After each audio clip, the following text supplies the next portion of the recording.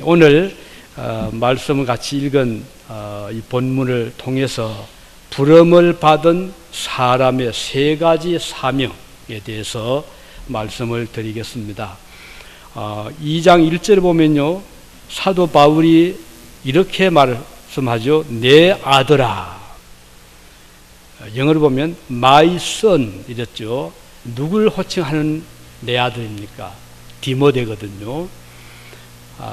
그래서 사도 바울은 이 젊은 청년 디모데를 보고 내 아들아 이렇게 부르고 있습니다. 그리고 이제 이어서 세 가지 주요한 어떤 직임 또는 어떤 직업을 가지고 성도의 사명에 대해서 설명을 하고 있습니다. 이제 오늘 이 점을 짚어가면서 잠시 말씀을 드리고자 합니다. 이 본 디모데 전후서는요, 저자가 사도 바울이죠. 그는 아들로 생각했던 이 디모데를 항상 잊지 않고 있었습니다. 이 디모데를 아들로 불렀던 것은 물론 육신적인 아들은 아니거든요. 바울이 전도를 하다가 만났고 그 전도를 해서 믿음으로 아들로 삼은 이런 관계를 가지고 있었습니다. 사도행전 16장 1절에 보면 바울이 더베와 루스드라에도 이르매 거기 디모데라 하는 제자가 있으니 그 모친은 믿는 유대 여자요 부친은 헬라인이라 이렇게 기록이 되어 있죠. 여기에서 보여주는 것은 디모데의 어머니 유니게는 믿음이 좋은 이스라엘의 여인이었고 또 그 어머니의 친정 모친 디모데의 외조모는 로이스라고 하는 또 할머니였는데 이 믿음이 전수가 되어서 지금 디모데까지 내려온 것으로 알려지고 있습니다. 사도 바울이 어려운 시절에 이 젊은 청년을 만났을 때 마치 천군 만마를 얻은 것처럼 힘이 되어서 이 두 사람은 좋은 콤비가 되어서 열심히 전도를 했습니다. 사도 바울이 태어난 때를 대략 학자들은 추정하기를 AD 5년 정도로 그러니까 주후 5년경에 태어난 것으로 보고 있습니다. 그가 회심을 한 때는 그렇다면 한 30대 초반쯤 되거든요. 사도 바울이 그때 한 30세까지는 율법주의에 깊이 몰입이 되어 있었고 그가 배운 조상들의 그 율법을 마음에 새기면서 이 율법에 의하면은 십자가라는 것이 이해가 자기에겐 되지 않았거든요. 그래서 그는 교회를 박해하고 믿는 신자들을 감옥에 가두고 스데반 같은 분을 죽이는 것이 하나님을 위해서 좋은 일로 착각을 했던 그런 때가 있었죠. 그러다가 그가 이제 다메섹으로 박해를 하러 가던 도중에 길에서 밝은 빛을 보고 하나님의 음성을 들은 다음에는 회개를 합니다. 그때가 한 30세 초반쯤 되는 것으로 짐작을 하거든요. 그렇다면 30년 전반기는 율법주의로 살았고 그가 죽은 때는 한 AD 62년 그러니까 한 30년 후쯤에는 30년 그 후반부는 복음에 사로잡혀서 전도자의 삶을 살아갔던 분이 바로 사도 바울이었습니다. 그가 처음에 율법학자로 있었을 때 그는 베냐민 지파에서 태어났고 날 때부터 로마의 시민권자였고 아버지가 로마 시민권자였던 것으로 추정이 되죠. 그리고 그가 가말리엘이라고 하는 유명한 서성 밑에서 학문을 연구했는데 그 당시 일반적인 학문의 그 과목을 보면 고대 그리스의 문화를 배웠습니다. 또 고전에 대한 교육을 받았고요. 여기 이제 플러스에서 바울은 유대인이었으니까 유대교의 율법을 교육을 받았던 것으로 추정이 됩니다. 그는 존경받는 학자였고 율법주의자였고 바리새인이었습니다. 그러니까 어느 곳에 가도 바울은 인정을 받는 그런 사람이었거든요.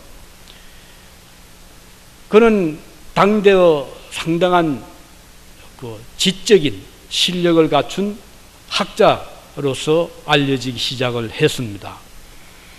그런 그가 주님의 하늘의 음성을 듣고 부르심을 받고 회개를 한 다음에 모든 그동안 쌓아놓았던 율법학자로서의 어떤 명성도 다 내어버리고, 그리고 또 당시 사회적인 신분을 다 내어놓고, 그래서 그는 고백하기를 그동안 믿지 않고 살아왔던 좋아하던 모든 것들을 이제는 배설물처럼 여겼다. 그렇게 고백을 한 대로 이제부터 그는 십자가의 전사가 되고 복음을 전하는 전도자가 되어서 그의 생애 동안 1차, 2차, 3차 로마 행까지 한다면 4차 이 전도 여행을 하면서 약 2만 킬로미터 정도 많은 지역을 아프리카만 제외하고 아시아, 소아시아, 그 다음은 유럽까지 전도를 했던 그런 사역자였습니다. 그는 이 전도를 하면서 틈틈이 글을 남겼는데 그 글이 오늘 신약 성경 중에 27권 중에 사도 바울이 남긴 성경책 권수를 보면 13권 정도가 됩니다. 그러니까 상당한 양의 분량을 그의 학문적인 배경에서 우러나오는 깊은 그런 논리적인 사고와 또 체험적으로 받았던 그리스도에 대한 은혜, 체험, 은혜의 복음을 그의 글에 남기고 있고, 이것이 바로 오늘 신약 성경으로 우리에게 전해지고 있습니다. 그는 전도를 하면서 선교 여행을 하면서 여러 번 죽음의 고비를 넘깁니다. 유대인에게 수없이 많은 매를 맞았고 또 세 번이나 죽기 직전까지 가는 태형을 받았고요. 돌로 맞아서 기절을 했고 그 외에도 배가 파손되어서 그것도 3번이나 죽을 고비를 넘기면서도 그는 낙심하거나 절망하거나 원망하지 않고 순교하기까지 선교의 길을 꾸준히 걸어갔던 사람이었습니다. 그가 이렇게 어려운 선교 여행을 하면서 얻은 믿음의 아들 디모데는 바울에게 오른팔 같았던 사람이었고 힘이 되었습니다. 그는 3가지 직분을 혹은 직업을 말하면서 우리 신자들의 삶의 모습을 설명하는데, 그 하나는 부름을 받은 성도는 군인과 같다 그랬어요. 군인, 이것은 군사라고도 표현되죠. 여기 성경에 이것은 소울저, 군인을 의미합니다. 군인은 누가 불렀습니까? 나라가 부르잖아요. 가버먼트, 정부가 젊은 청년들을 부릅니다.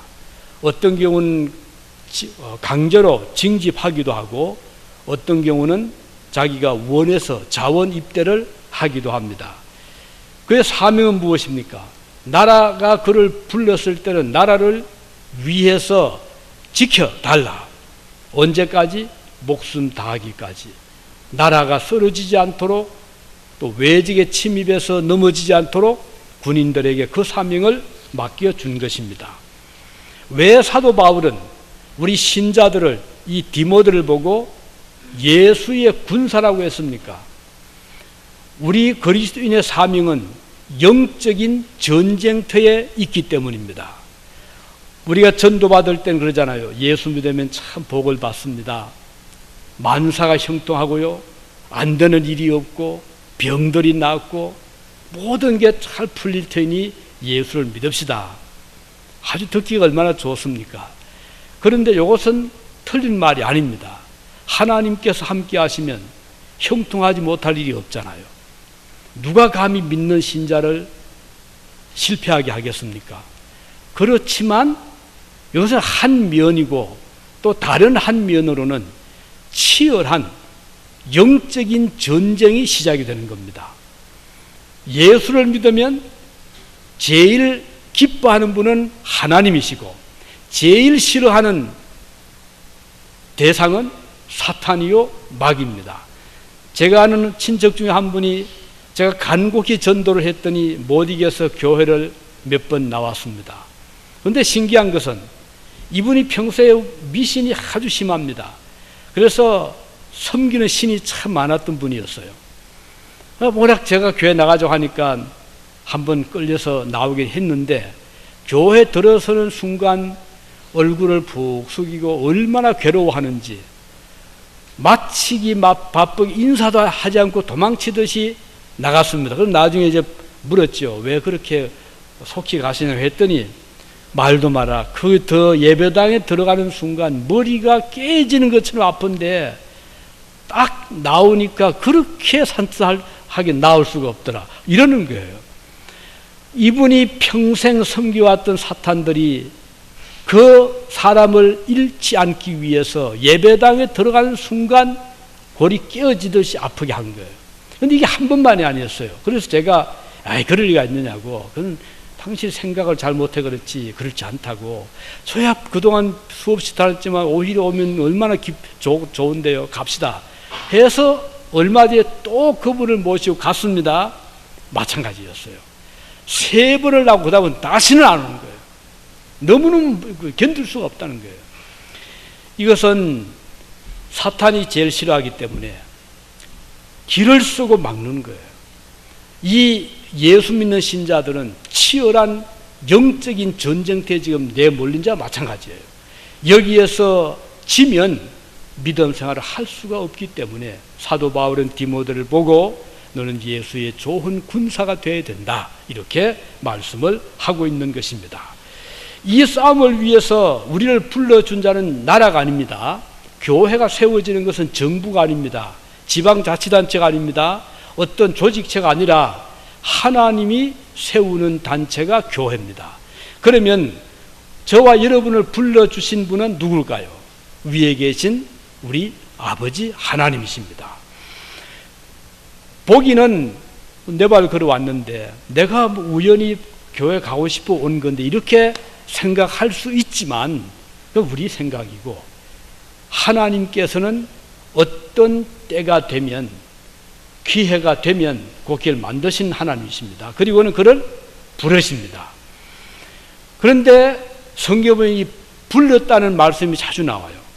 에베소서 4장 4절에 보면 너희가 부르심의 한 소망 안에서 부르심을 받았느니라 그랬거든요. 주님이 불러주셔야 우리가 나올 수 있다는 거예요. 왜냐하면 사탄이 우리를 겹겹이 막고 있기 때문에 아무리 교회를 가고 싶어도 사탄들의 방해가 너무 셉니다. 그래서 못 가도록 막거든요. 그럼에도 불구하고 여러분과 제가 교회에 나왔다는 것 자체만 해도 얼마나 큰 축복인지 모릅니다. 로마서 11장 29절에 보면 하나님의 은사와 부르심에는 후회함이 없느니라 이런 말씀이 나와요. 그러니까 하나님께서 우리를 부르실 때 하나님은 절대로 후회하지 않는다 이 말이에요. 그 말은 무슨 말인 거 아니에요? 불러주셨다가 너는 필요 없어 하고 내보내시지 않는 분이란 뜻입니다.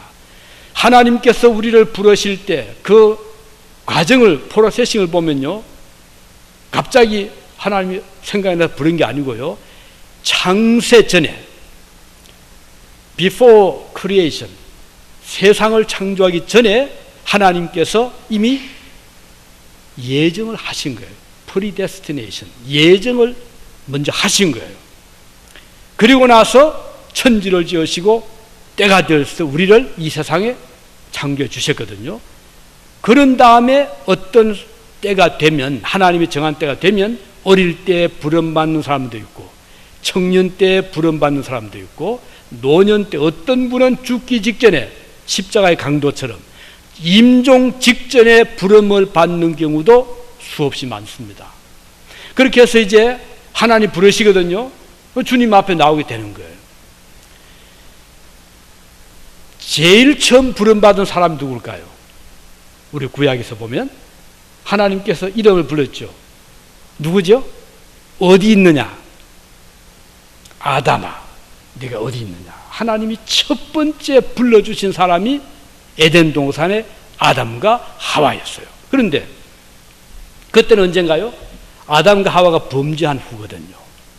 하나님의 계명을 어기고 선악과를 먹은 그 후에 부끄럽고 창피해서 무화과로 잎을 가리고 쩔쩔매면서 숨어 있었을 때 하나님께서 찾아오셔서 아담아 내가 어디 있느냐 이렇게 부르셨거든요. 그 아담은 숨어 벌벌 떨고 있었죠. 주님이 그걸 보시고 아시고 무화과 잎이야 뭐 나무 잎으로 옷을 만들었지만 햇빛이 쨍 나면 또 말라 떨어지고 또 해야 되고 창피할 짝이 없는 거예요. 그때 하나님께서 양을 잡으시고 가죽을 벗겨서 옷을 지어서 입혀주시고 이제는 뭐 비가 와도 햇빛이 쬐어도 괜찮도록 옷을 입혀주신 거예요. 아담을 처음 부르셔서 그리고 아담을 하나님께서 비록 그가 범죄했지만 아담에게 은혜를 베풀어서 930세를 살게 하시고 아담에게 그 후손에게 메시아를 약속해 주신 거예요. 뱀이 내 발꿈치를 물 것이지만 너는 뱀의 머리를 내 후손의 머리를 찍을 거다. 이게 메시아거든요. 그 다음 또 하나님 누굴 부르셨나요? 하나님께서 노아를 부르셨잖아요. 노아야 배를 만들어라. 또 누굴 부르셨어요? 아브라함아 우리에서 나오너라. 또 누구 부르셨죠? 모세야 내 발에 신을 벗어라. 이사야를 부르시고 주님은 우리 하나님은 수없이 많은 사람들을 이름을 하나하나 부르시면서 불러내 주신 그들이 구원받은 백성들이거든요. 그리고 한 번 부름받은 사람은 하나님께서 내가 널 보니까 내 마음에 안 들어 너는 안 돼 이렇게 하지 않고 한 번 부름받은 사람은 끝까지 주님이 그 신실하게 지켜주시는 거예요. 인간들은 마음이 바뀌고 이랬다 저랬다 하지만 하나님의 뜻을 한 번 결정되면 번복이 없는 분이세요. 그런 하나님이십니다. 하나님께서 부르신 병사는 우리는 따라서 하나님께 부름받은 자들이다. 이런 사명감을 우리는 가져야 돼요. 그러면 부름받은 병사는 어떻게 살아야 되나요? 우리를 불러주신 사령관 대신 우리의 불러주신 모집자가 되신 하나님을 기쁘시게 해야 된다 그랬어요. 병사들은 군인들은요 일단 입대하면 자기 개인 생활에 얽매여서 안 됩니다. 제가 뭐 볼 일 있어서 갔다 올게요. 이게 안 통합니다. 그렇잖아요? 제가 뭐 이번에 가서 좀 돈을 벌어 오겠습니다.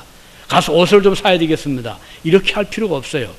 나라에서 군인을 위해서는 옷도 대어주고 먹을 것도 대주고 잠잘 곳도 대어주고 튼튼한 군화도 챙겨주고 모든 걸 다 제공을 합니다. 그럼 군인은 어떻게 해야 돼요? 나라를 위해서 열심히 충성하면 되는 거예요.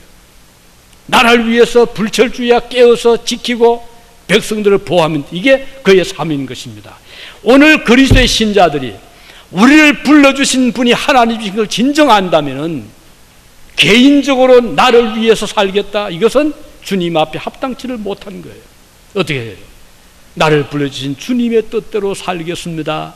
하나님 기쁘시게 살겠습니다. 할 때 그는 진정 주님이 불러주신 목적을 이루는 자들의 이 말씀인 것입니다.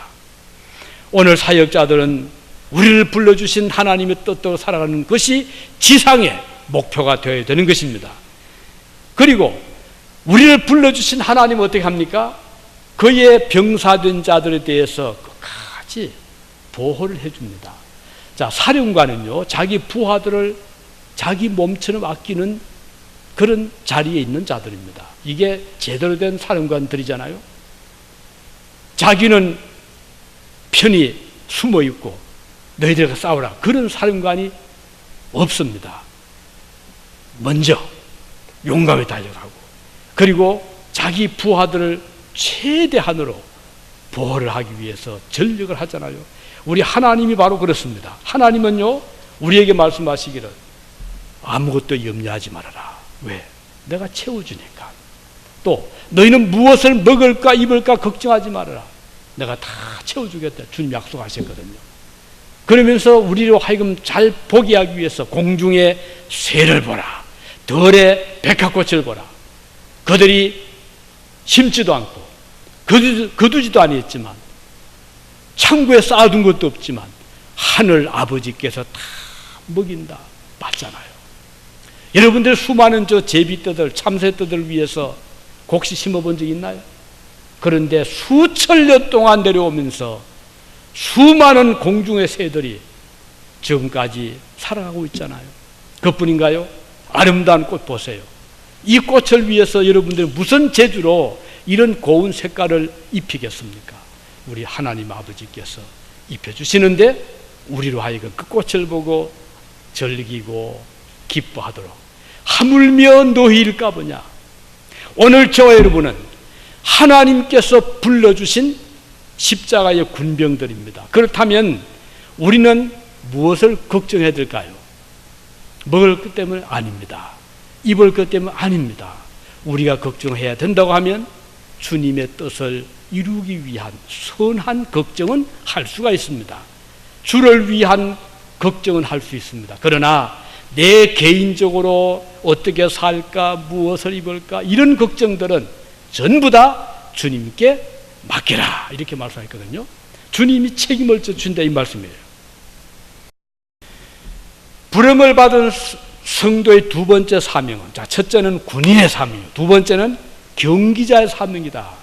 경주자, 달려가는 자, 운동선수 이 말입니다. 이것은 무슨 말인가요? 경기를 하게 되면 일단은 이겨야 되잖아요. 이기기 위해서는 최선을 다해야 되는 거예요. 지면은 밀린단 말이에요. 지면은 내려간단 말이에요. 그래서 이기기 위해서 밤잠을 자지 않고 최선을 다합니다. 스페인에 그 한국 교회가 몇 개 있습니다. 그런데 제가 방문했을 때 바르셀로나에 방문했었는데 거기에 이제 교회 집사님 중에 태권도 사범들이 많이 왔더라고요. 스페인에는 한국 초창기에 많이 이민 간 분들이 이 태권도 사범들이었어요. 그래서 도장을 쳐놓고 현지인들을 가르치는데 그 신기하잖아요. 아주 벽돌도 깨고 머리로 아주 단단한 물체를 받고 이래도 끝도 없으니까 그래서 많은 청년들이 거기에 많이 이제 배우고 이랬는데 근데 두 관장이 라이벌이 딱 되어 있었어요. 아주 고단이었고 굉장히 유명한 사범들이었어요. 그런데 한치도 자기 제자들을 대를 붙으면은 져서는 안 되겠다는 그 어떤 경쟁심이 강했어요. 그런데 이제 제가 아는 잘 아는 집사님이 한 번 그런 이야기를 하더라고요. 목사님, 한 번은요, 제가 질 수는 없지 않습니다. 그래서 제자들을 더 잘 가르치기 위해서 제가 열심히 해야 됩니다. 제가 열심히 뛰어야, 그래서 밤중에도 어떤 데 가서 혼자서 막 연습을 하고 오고 이런답니다. 그리고 한 번은 밤중에 더덩거려서 막 연습하고 있는데 누가 문을 딱 열고 있는데 보니까 이게 라이벌인 다른 그 사범이 또 연설을 또 온 거예요.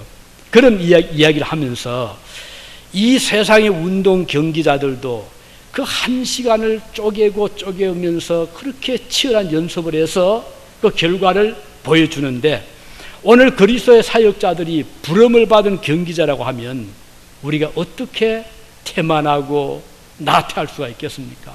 우리는 열심히 최선을 다해서 십자가의 표대를 앞에 두고 달려가야 됩니다. 이게 우리의 할 일입니다. 출발선에서 같이 출발하지만 마지막 종착점에 가서는 다 달라요. 어떤 사람은 먼저 오고 어떤 사람은 뒤에 오고 그 순위가 매겨지잖아요. 그래서 중간에 쉬지 않고 게으르지 않고 열심히 달려간 사람이 우승컵을 안게 되는 것이잖아요. 일생을 두고 본다면 우리 성도들은 하루하루 삶의 경기를 하고 있고 한 달, 1년, 10년, 한평생의 시간을 두고 지금 달려가고 있는 자들입니다. 우리 학생들이 지난주 우리 중학교 고등학생들이 졸업을 했는데 참 좋더라고요. 졸업생들 얼마나 그 표정도 밝고 얼마나 아름다운 모습인지.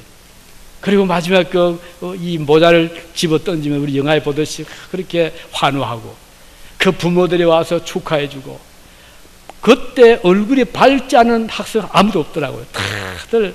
그래서 어떤 그 학생 대표가 잠깐 그 이야기를 하면서 여러분들이 4년 전에 고등학교로 하는 이 장소에 새로운 여행을 시작을 했습니다. 두려움을 시작했지만 지금은 이렇게 보람된 졸업을 하게 되었습니다. 축하합니다. 그런 이야기를 어떤 학생 대표가 하더라고요.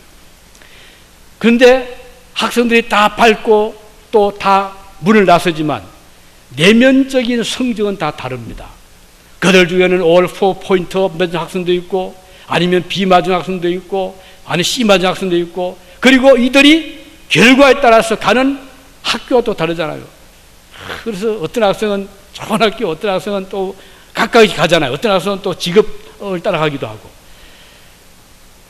이번에 어저께 여기 신문 잠깐 보았더니 17세의 고등학생이 한국 학생이 미국에 뉴욕에 왔어요. 왔는데 가정이 참 파탄이 아주 불행한 가정이었어요. 그래서 그 한국에서 어머니가 아버지 있는 가라 보냈는데 이 아버지 갑자기 오면 사라져 버린 거예요. 아들 그냥 둬버리고. 막막하잖아요.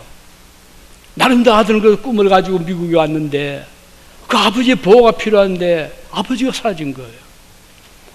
그럼에도 불구하고 이 학생은 내가 해야 될 일은 이거다 하고서 공부를 놓지 않은 거예요. 이 소식이 이제 퍼지니까 학교에서도 척언이 하면서도 좀 도울 길이 없나, 그 주민들이 커뮤니티에서 또 눈이 별로 안 좋아서 안경까지 맞춰줘가면서 공부해라. 그리고 그 학생 부모 하나는 그래 이 홈리스가 됐잖아요. 그래 우리 집에 와 있어라 해서 친구 거부의 집에 같은 방을 쓰면서 어렵게 공부를 하는데 한시도 책을 놓지 않은 거예요. 내가 할 일은 이 공부다. 내가 이것은 그는 이제 나중에 NBC 기자와 인터뷰에 이런 말을 했어요. 아버지가 떠났을 때 두려웠지만 내가 해야 할 일만 제대로 하면 무서울 게 없다는 생각으로 열심히 공부했습니다. 그 말을 했더라고요. 그런데 이번에 이 학생이 하버드 대학교 4년 풀 장학생으로 입학을 했습니다. 보세요. 그렇게 환경이 어렵고 이렇게 힘들지만 자기 할 일을 놓지 않고 제대로 갔을 때 하나님은 그에게 이런 길을 열어주신 거예요. 우리 졸업한 학생들 누구 원망하지 맙시다. 남에게 핑계대지 말고 열심히 해나가기 바랍니다. 이제 중학을 졸업한 학생은 이제 중학생 시절은 다시 오지 않지만 고등학교가 있잖아요. 4년이 있습니다. 4년 졸업한 학생들은 이제는 4년은 지나갔지만 대학 4년이 또 있지 않습니까? 열심히 하시기 바랍니다. 최선을 다하기 바랍니다. 이것은 바로 경기자와 같은 거예요. 우리 그리스도인들 마찬가지예요. 믿음 생활할 때 적당히 하는 것을 하나님 기뻐하지 않습니다. 열심을 품고 주를 섬기라고 했습니다. 최선을 다하라고. 이게 신자의 본분인 것이에요. 편하게 믿겠다. 주님이 기뻐하지 않습니다. 나를 따라오려거든 십자가를 등에 지고 나를 따를 것이니라. 주님 말씀하신 거예요.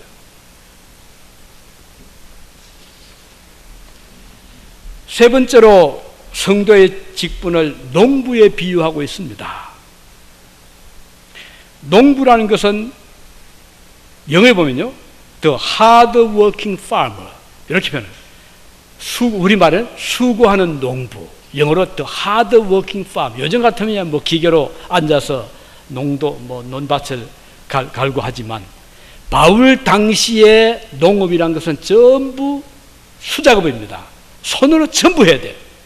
땅을 파는 것도, 고르는 것도, 씨를 뿌리는 것도, 거름을 주는 것도, 김을 매는 것도, 곡식을 거두는 것도 전부 다 농부의 손이 필요했거든요.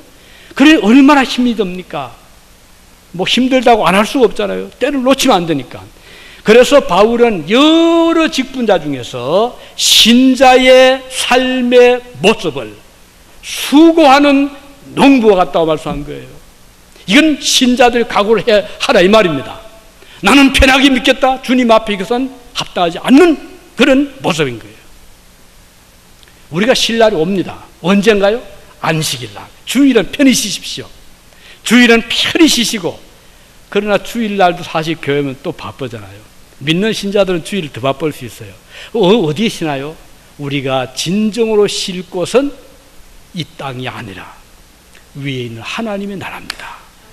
그때까지 부지런히 우리 일합시다. 쉴 날이 옵니다. 그때는 편히 쉴 날이 오니까요. 이 세상에 살 동안은 시간을 아끼고 세월을 아끼고 에너지를 아끼고 모든 능력을 아껴서 집중적으로 주님 나라 위해서 사용하시기를 바랍니다. 기회를 잃지 아니하고 씨를 뿌려야 할 때가 되면 마침내 싹이 나게 됩니다. 성도는 말씀의 씨를 뿌리며 살아가는 자들입니다. 즉 말씀을 실천에 옮기며 사는 삶을 말합니다. 믿음은 이론에 거쳐서는 안 됩니다. 아는 것에 거쳐서도 안 됩니다. 반드시 열매를 맺어야 됩니다. 예수님 당시에 바리새인들이 얼마나 잘 아는지 한마디 하면 줄줄 깹니다. 율법 줄줄 깹니다. 예수께서 그래 계명이 뭐냐 했더니 막 시결 쫙 꿰잖아요. 너무 잘 아는데 주님이 보실 때는 열매 없는 무화과 나무처럼 열매가 없는 거예요. 그래서 주님은 열매를 맺어라. 무화과 나무를 저주하셨잖아요. 오늘 당장에 열매를 뿌려서 씨를 뿌려서 열매를 거두지 아니한다고 해서 씨를 뿌리는 것은 멈춰서 안 됩니다. 때로는 훗날 한참 후에 씨를 뿌렸고 씨를 뿌려보면요 꼭 같은 시간에 같은 장소에 뿌렸지만 나는 건 다 달라요. 어떤 것은 한 며칠 뒤에 나기도 어떤 것은 심지어 일주일 뒤에 나기도 하고요. 그렇더라고요. 우리 그리스도인들이 각각의 믿음의 씨를 뿌리고 전도의 씨를 뿌리는데 결실이 오는 시간은 다 다르더라고요. 어거스틴 같은 경우 어머니가 평생을 믿음의 씨, 기도의 씨를 뿌렸는데 나중에 어머니 임종할 그때 어거스틴이 회심을 했잖아요. 오늘 우리가 주를 위해서 사역하다가 당장에 가신 열매가 없더라도 그것 때문에 낙심하지 마시기를 바랍니다. 하나님은 그거 다 보고 계시거든요. 때가 되면 자라게 하시고 열매를 맺게 하시기 때문입니다. 그래서 여기는 인내가 필요한 거예요. 야고보서 5장 7절에 보면 그러므로 형제들아 주께서 강림하시기까지 길이 참으라. 농부가 땅에서 나는 귀한 열매를 바라고 길이 참아 이른 비와 늦은 비를 기다리라니 너희도 길이 참고 마음을 굳게 해라. 참아야 되는 거예요. 우리 학생들 공부하기 어렵지만은 참아야 됩니다. 열심히 공부를 하시기 바랍니다. 이 때가 있는 거예요. 오늘 그리스도인들이 반드시 갖춰야 될 그 덕목은 인내입니다. 좀 힘들다고 팽개친다면 인내 열매를 거두지 못합니다. 성령의 9가지 열매 중에 인내가 들어가거든요.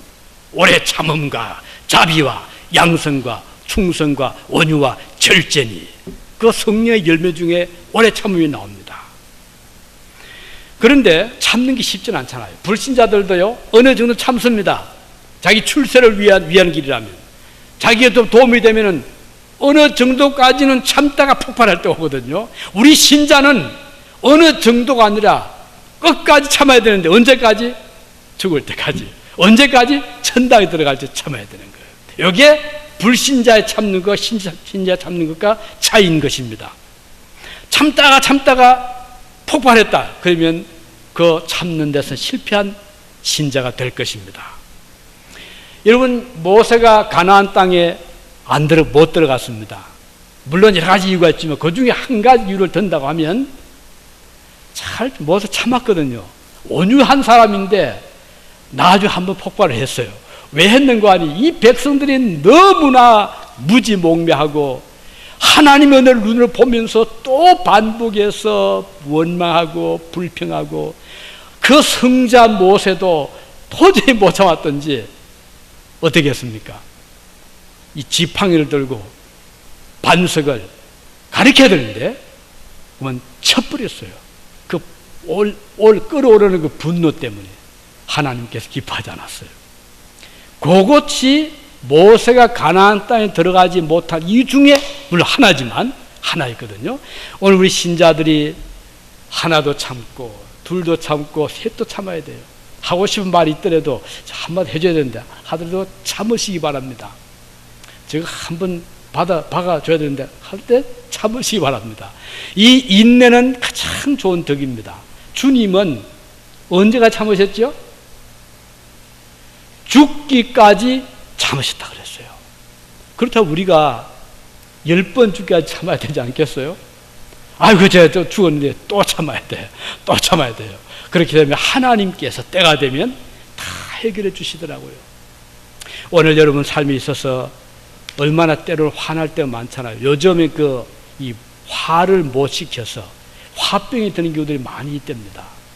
우리 신자들은 그때마다 어떻게 돼요? 주님 앞에 해결해야 돼요. 주님 기도로 해결하고 주님 앞에 인내하게 해주십시오. 다스리게 해주십시오. 그러면 건강에도 좋고 또 나중에 지나고 나면 그 아무것도 아닐 수 있잖아요. 그러면 그 인간관계 괜찮고 인간관계 결정적인 어려움은 못 참는 오거든요. 이거 좀 나올 때 딱 참으면 그때 100번 잘 참았더니 때가 참 많잖아요. 그래서 우리 사도 바울은 디모데에게 농부처럼 되어라. 어떻게? 똘똘히 일하고 또 마음에 때로는 괴롭더라도 힘들더라도 참고 또 참아라. 이렇게 말씀하고 있습니다. 하나님은 그의 일꾼들의 수고를 반드시 기억하십니다. 보면 이런 말씀 있죠. 먼저 그 농부를 보고 그들이 씨를 뿌리기 때문에 그들이 먼저 6절에 수고하는 농부가 곡식을 먼저 받는 것이 마땅하니라. 이건 무슨 말인 거 아니? 수고하면 그들이 보상을 받는 게 당연하다 이 말이거든요. 우리가 주님 앞에 열심히 충성하고 수고하면 하나님은 절대로 그냥 두지 않아 반드시 보상해 주십니다. 얼마나 좋습니까? 이 지상에서 100% 다 보상을 못하는 경우들이 많지만 우리 그 복이 될 수 있어요. 왜냐하면 천국에 들어가면 훨씬 더 많은 복을 받으니까요. 그래서 오늘 여러분 설령 저는 그동안 너무 고생을 했는데 이런 생각이 드시더라도 기쁨으로 인내하시기 바랍니다. 하나님은 다 헤아리고 계십니다. 그 여러분의 공적을 주님은 기억하시고 기록하고 계시거든요. 우리는 잊어버릴 수 있지만 주님은 잊지 않습니다. 마지막 심판 때 양과 염소를 구분한 다음에 그 심판자 하나님께서 오른쪽에 있는 그 양들을 보고 얼마나 수고했느냐. 내가 옥에 갇혔을 때 나를 찾아왔지 않느냐. 내가 헐벗을 때 입을 옷을 주지 아니했느냐. 내가 목마를 때 마실 물을 주지 아니했느냐라고 주님이 그들을 막 칭찬하면서 이제 이곳에 와서 편히 쉬고 상을 받으라라고 했을 때 이 양들이 자기들은 그런 기억이 없단 말이에요. 아니 선생님 예수님 우리가 언제 그렇게 했습니까? 이렇게 반문을 하잖아요. 우리는 잊어버릴 수 있어요. 그렇지만 하나님은 절대로 여러분의 노고를 잊지 아니하십니다. 그래서 꼭 기억하시기는 농부처럼 인내하시면서 부지런히 씨를 뿌려나가시기 바랍니다. 자, 첫째는 군인의 사명, 둘째는 경기자의 사명, 셋째는 농부의 사명. 평생 이 마음으로 살아가시길 바랍니다. 기도하시겠습니다. 자비로우신 우리 아버지 하나님, 은혜를 감사드립니다. 저희를 많은 사람 중에서 불러주시고 귀한 직분을 주셨습니다. 사명을 주셨습니다. 잘 감당하는 저희들 되게 해 주옵소서. 이 시간 주님 앞에 예물을 바칩니다. 주님이 기쁨으로 연락해 주옵소서. 예수님의 이름으로 기도